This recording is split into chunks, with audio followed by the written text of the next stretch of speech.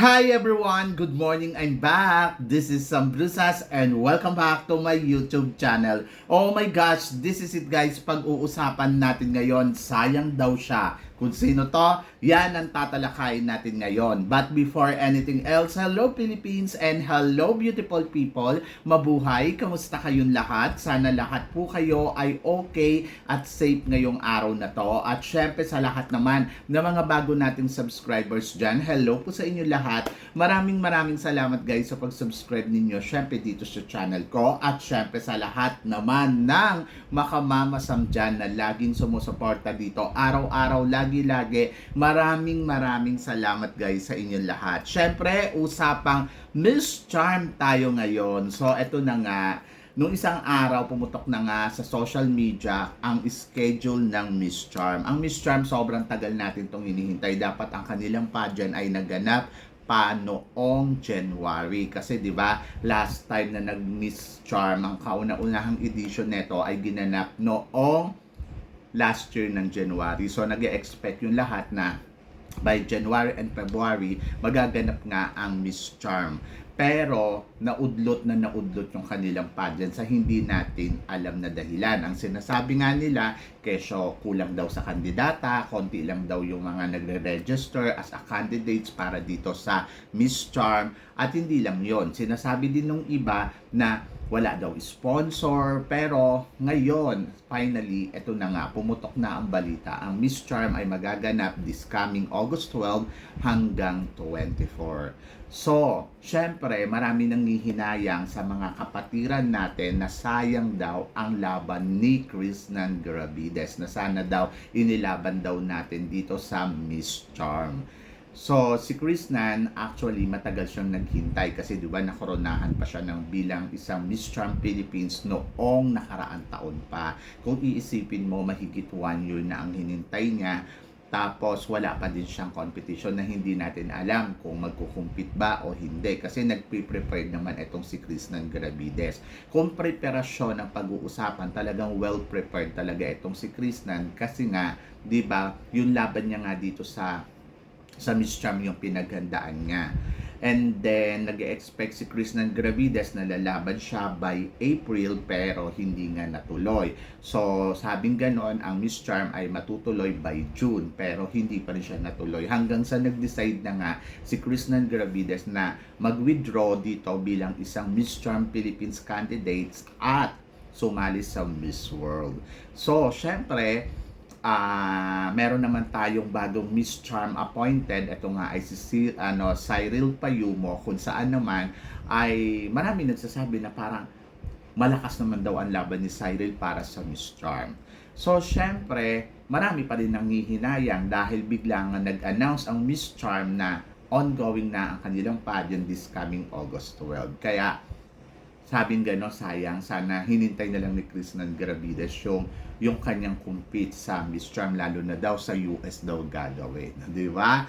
So yon, so ako naman, ang reaction ko naman doon, oo, totoo, nanghihinayang din ako na sayang sana nakalaban si Krishnan Gravides na para sa Miss Charm. Kasi sa totoo lang guys, matagal tong pinagandaan ni Krishnan Gravides at naniniwala ako na madali niyang makukuha ang corona ng Miss Charm kasi magaling din naman talaga si Krishnan Gravides. Pero dahil sumali siya sa Miss World, naiintindihan ko yung desisyon niya. So, marami nagtatanong na tama ba ang desisyon ni Krishnan Gravides na sumali sa Miss World. To be honest, ako tatanungin mo, mas gusto ko siya sumali sa Miss Grand. Kasi, kung mananalo siya ng Miss World at mauudlot-udlot din yung pageant ng Miss World, kasi kilala din natin ng Miss World na paudlot-udlot din yung pageant, parang sabi ko, wala din namang pinagkaiba to sa Miss Charm. So sabi ko, kung talagang gusto niya mag-compete sa international, go for the Miss Grand. Kaya lang, syempre, respetohin pa rin natin kung ano yung desisyon talaga ni Krishnan Gravides. Dahil syempre, meron din siyang tina-target. So bagay, kung magmi-Miss World Philippines nga naman siya, madali niya rin makukuha ang corona ng Miss World. Kasi nga, si Krishnan Gravides isang maganda at talagang magaling na kandidata. At naniniwala ako na hindi imposible na siya ang putungan ng Miss World Philippines. Pero yung iba, sinasabi nila na ako baka Reyna Hispano-Americana ang mapunta dito kay Krishnan Gravides. Actually, yung desisyon ni Krishnan Gravides, tama naman kung ako tatanungin mo. Kasi syempre, Miss World Philippines, pag naging Miss World Philippines ka, malaki ang pangalan mo, di ba? Malaki ang title na yon. Pero, nandoon kung waiting moment ang hihintayin mo, ang Miss World wala pa rin silang schedule for this year kasi kami Miss World lang nila. For sure, sa susunod na taon uli siya. Pero hindi natin alam kung kailan siya sa isang taon. And then, ang Reyna Hispano-Americana, ganun din ang hihintayin ni Krishnan Gravides. Pero kasi syempre, kung Reyna Hispano-Americana, sa kanya mapupunta yung coronang yon, malaki din yung chance ni Krishnan Gravides na masungkit talaga yung corona ng Reyna Hispano-Americana. Kasi nga, syempre, sa ganda ni Krishnan, sa galing ni Krishnan. So, ayun, siguro ayun talaga yung kapalaran niya na parang maghintay sa lalabanan niyang pageant. But naniniwala ako na kung ano man ang naging desisyon dyan ni Krishnan Gravides ay nasa tamang desisyon yun at napag-isipan ng maigi. So, alam nila yung ginagawa nila. Andun doon yung panghihinayang natin na sayang, sana ito na o magkukumpit na siya. Kasi ready na nga. So, wala naman tayong magagawa doon kasi nakapag-desisyon na sila. But kung ikukumpara natin yung preparasyon ni Krishnan Gravides kay Cyril Payumo, mas marami at mahaba ang preparasyon talaga ni Krishnan Gravides. At si Cyril Payumo, so walang mahigit isang buwan lang yata o walang isang buwan ang kanyang paghahanda kasi sa next month, July na. So next August na, aalis na siya. So para sa akin, kaya naman yan ni Cyril Payumo kasi si Cyril Payumo naman ay isa din naman talaga magaling pagdating sa entablado. So malaki ba yung chance natin makuha ang corona ng Miss Charm? To be honest, oo, bakit hindi? Sa ganda ni Cyril Payumo, I think mapagandaan lang talaga niya yung kanyang laban, kaya niyang makuha yan. Diba? So yun. So I'm so excited para dito kay Cyril Payumo dahil una, natutuwa ako kasi nagkaroon na ng Miss Charm schedule. So alam naman natin waiting. Pero nandoon ako sa part na parang at least hindi na siya maghihintay. Hindi na siya maghihintay ng pagkahaba-haba para lumaban. So, kung sa isang taon, maublot man ng Miss Charm, okay lang yon. Basta nakalaban na siya ngayong taon na to. So, lucky. Ang nakikita ko kay Cyril Payumo, lumalapit ang swerte sa kanya. Kasi kung iisipin mo, parang dapat sa susunod na taon pa siya lalaban kasi ang title niya, Miss Charm 2025 na. Pagkatapos, biglang nagkaroon ng schedule, di ba?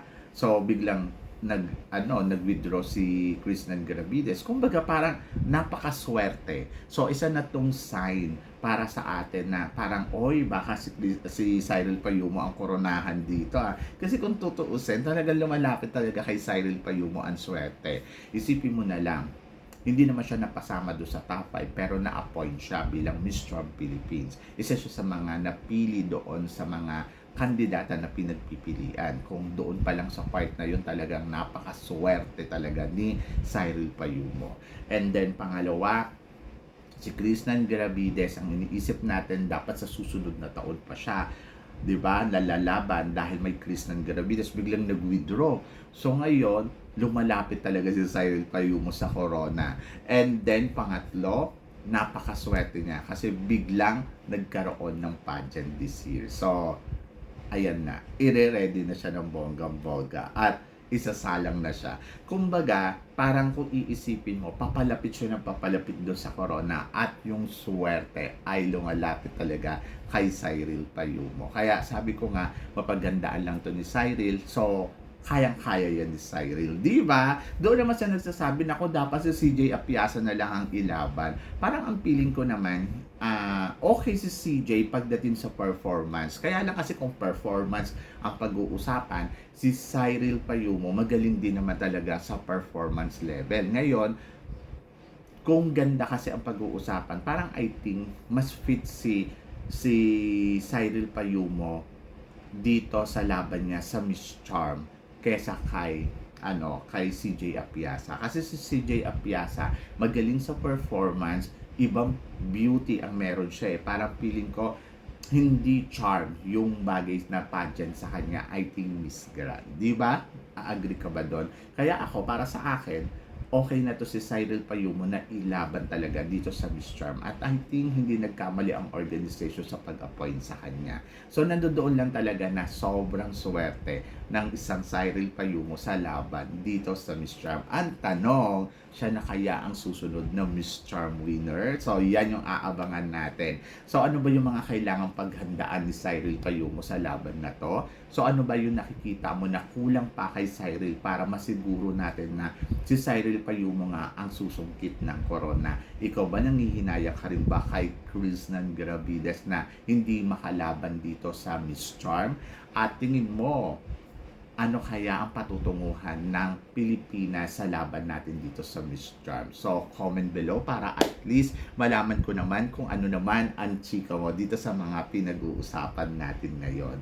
So, yun guys, syempre maraming salamat sa inyong lahat sa suporta at pagmamahal na binibigay ninyo syempre dito sa channel ko. At sa mga hindi pa po nakaka-subscribe dyan, please don't forget to click like and subscribe my channel. At i-click na rin po ninyo ang notification bell para lagi kayong updated syempre sa aking mga chika. Sabi ng ganon, always keep smiling and always think positive. Walang imposible guys, magtiwala lang tayo sa itaas. Kaya guys, hanggang dito na lang, hanggang sa muli nating chikahan! Paalam! Thank you guys!